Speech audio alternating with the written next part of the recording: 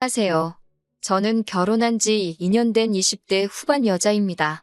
얼마 전 시부 때문에 이혼할 뻔했는데 남편이 더 이상 아버지를 보고 살지 않겠다며 자기를 버리지 말아달라고 하더군요.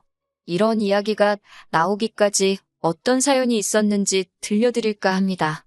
저는 너무나 평범한 가정에서 자랐습니다. 저희 아버지는 제가 태어났을 때부터 지금까지 한 회사에 다니고 계셨고 어머니는 전업주부셨어요. 경제적으로 풍족하지는 않았지만 큰 부족함도 없었습니다. 여고를 졸업한 뒤 서울에 있는 대학을 졸업했고 1년의 공부 끝에 구급 공무원에 합격했습니다. 큰 돈을 벌 수 있는 직업은 아니어도 정년도 보장되어 있고 연금도 있으니 부모님이 많이 좋아하셨어요.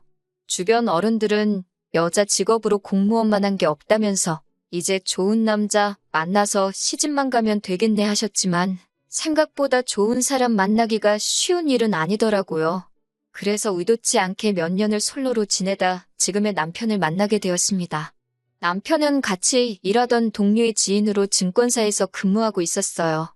남편이나 저나 연애 경험이 많이 없어서 처음 두세 번 만날 때까지는 어색하긴 했지만 그래도 대화가 잘 통하고 같이 있으면 편해서 금방 친해질 수 있었어요. 그리고 1년 정도의 사간이 지났을 무렵 남편이 저와 결혼하고 싶다고 하더라고요. 결혼 이야기가 나오면서 남편의 가정사에 대해서 알게 되었어요. 남편은 당시 시부와 단둘이 살고 있었고 남편보다 3살 많은 신우는 이미 결혼에 타지에서 가정을 꾸리고 있었습니다. 시모는 남편이 중학생일 때 암으로 세상을 떠났다고 했습니다. 어쩌다 암에 걸리신 거냐고 물으니 자기도 어렵기에 잘은 모르지만 당시 시부가 시모의 친구분과 바람을 폈다고 하더라고요. 그 일을 알게 된 시모가 충격으로 몇 달을 앓았고 정확히 1년 뒤 유방암을 진단받았답니다. 병세는 급속도로 악화되어 결국 오래 버티지 못하고 세상을 떠나셨다고 해요. 그래서 남편은 지금도 시부가 밉지만 늙은 시부를 차마 모른 척 할 수가 없어서 같이 살고 있다고요. 시부 앞으로 나오는 약간의 연금과 남편이 번 돈으로 생활을 하고 있다면서 남편은 결혼을 해도 이 상황이 당장에 나아질 건 아니라고 솔직히 털어놓았습니다. 그렇지만 남편이 덧붙이기를 자기를 믿고 따라와 준다면 절대 제 눈에서 눈물 나게 하는 일은 없을 거라고 언제든지 저를 가장 생각하며 살겠다고 기회를 달라고 하더군요. 제가 이 이야기를 친한 친구들 몇몇에게 털어놓으니 반은 제 팔자 제가 꼬는 거라며 말렸고 반은 사랑한다면 한번 믿어보라고 하더군요. 결국 저는 남편을 믿어보기로 했습니다. 무엇보다 남편에게 제가 너무나 당연하게 누렸던 평범하고 따뜻한 가정의 행복을 느끼게 해주고 싶었거든요. 하지만 결혼을 해보니 시부는 상상 이상으로 어려운 분이셨습니다. 사실 결혼할 때 시부는 신우가 모시기로 했는데 갑자기 신우가 마음이 바뀐 건지 이런저런 핑계를 계속 대면서 모셔가길 미뤄서 어쩔 수 없이 저희와 같이 살게 되셨네요. 친정 부모님은 제가 갑자기 시부를 모시고 살게 된 걸 걱정하시면서도 모르는 척하는 건 사람의 도리가 아니니 조금만 참고 견디라 하셨어요. 저 역시 사랑하는 남편을 생각하며 기꺼이 그렇게 할 생각이었고요. 하지만 새로운 동네에 이사를 하자마자 저희는 시부 때문에 얼굴을 들고 다닐 수가 없었습니다. 슈퍼마켓을 시작으로 가시는 곳마다 여자만 있으면 그렇게 희롱을 일삼으셨나 봐요. 본인 딴에는 농담이라고 해도 듣는 사람 기분 나쁜 그런 이야기들을 막 하시고 아무튼 체면이고 채통이고 하나도 없으셨습니다. 저희가 그러지 마시라고 하면 집안이 떠나가라 호통을 치시면서 자식놈들 다 필요 없다고 역정을 내시니 한 2달쯤 지났을 땐 동네에 저희 시부를 모르는 사람이 없는 지경이었어요. 하지만 무엇보다도 상황이 이렇게까지 최악으로 오게 된 건 시부가 다른 사람도 아니고 저희 이모를 희롱했기 때문입니다. 저희 이모는 현재 해외에 거주하고 계세요. 그러다 코로나 때문에 한국에 오지 못하고 계시다 마침내 얼마 전 가족들을 만나러 귀국하셨어요. 그리고 이모는 저랑도 정말 친했기 때문에 제가 어떻게 사는지 궁금하다시면서 저희 집에 오신 일이 있습니다. 평소라면 시부는 없을 시간이었는데 그날따라 시부가 몸이 안 좋다면 집에 계시는 바람에 저희 이모랑 마주치게 되셨어요. 솔직히 시부의 추태에 대해 저나 남편 둘 다 잘 알고 있었기에 걱정이 많았어요. 그런데 웬일인지 시부는 굉장히 신사답고 점잖게 저희 이모를 대하더군요.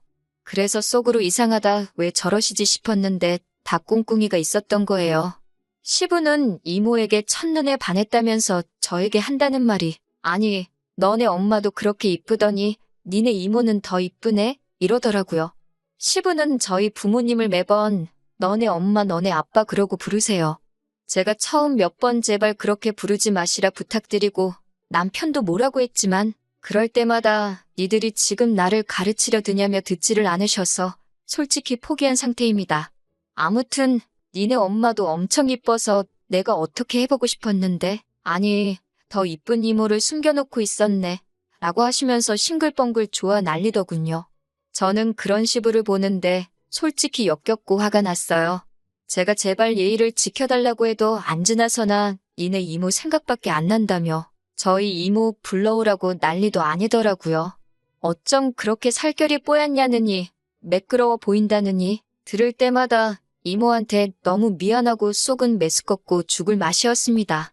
결국 저는 남편에게 시부 좀 어떻게 해보라고 진짜 소름 끼치고 같이 밥도 못 먹겠다고 화를 냈어요. 남편도 상황의 심각성을 인지한 듯 했고 시부에게 자꾸 이러시면 요양원으로 모실 수밖에 없다고 강하게 나가더군요. 그러자 시부는 너 내가 네 엄마 죽었을 때 나온 사망보험금 다 가지고 있는 거 모르냐면서 돈 받고 싶으면 자기한테 잘하라고 남편을 협박하더라고요. 남편은 그 돈 혼자 다 쓰셔도 되니까 제발 며느리한테 스트레스 주지 마시라고, 그리고 장인 장모님을 비롯해 그 집안 어른들께 신뢰되는 이야기 좀 그만하시라고 맞받아쳤고요. 돈을 들먹여도 남편과 제가 꼼짝도 안 하니까 약이 오른 시부는 신우를 집으로 오라고 했어요.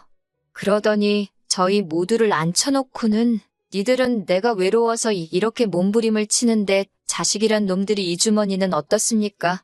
하고 갖다 들이밀어도 시원찮은 판국에 말야 라며 원성을 높이셨어요. 그러더니 저를 보면서 너는 며느리도 자식이라는데 내가 너네 이모를 이렇게 좋아하면 팍팍 밀어주지는 못하고 내가 네 이모를 잡아먹기라냐 어쩌냐며 적반하장으로 나오시더군요. 그러자 신우도 한술 더 떠서는 옳게는 그러는 거 아니라며 외로운 늙은이들끼리 오순도순 살면 좋지. 그리고 가족끼리 더 끈끈해질 수도 있는 일인데 왜 그렇게 생각이 짧고 이기적이냐며 저한테 뭐라고 하더군요. 시부의 막무가내 성격을 완전히 신우가 빼다 닮았더라고요. 저는 며칠간의 고민 끝에 결국 남편에게 내가 천련을 끊을 수 없고 하지만 도저히 시부랑은 같이 못 살겠다고 했어요. 남편은 착한 사람이라서 시부를 내쫓지 못할 거란 걸 알고 있었으니까요. 하지만 남편은 제 생각과는 다르게 자기는 아버지를 안 보고도 얼마든지 살 수 있다며 자기 잘못도 아닌 일로 헤어지지 말자고 저에게 애원을 하더라고요. 저도 남편을 너무나 사랑했기 때문에 그런 남편의 태도에 정말 고마웠어요.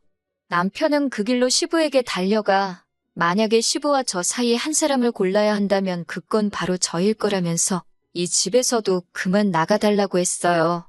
그 소식을 들은 신우는 한 걸음에 쫓아와서는 시부에게 아버지, 우리 집으로 가요. 내가 모실게요. 이러면서 저희에게는 너네는 진짜 못돼 처먹었다 라고 말하며 막말을 쏟아내고 갔지만 전 솔직히 남편에게 미안한 마음만 들었을 뿐 신우 말에는 아무런 타격도 입지 않았네요. 오히려 이번 기회를 통해서 정말 남편이 저를 위해서라면 뭐든지 포기할 수 있는 사람이라는 믿음과 확신이 생겼달까요? 그 이후로 남편과 저는 전에 없이 화목하고 다정한 하루를 보내고 있습니다.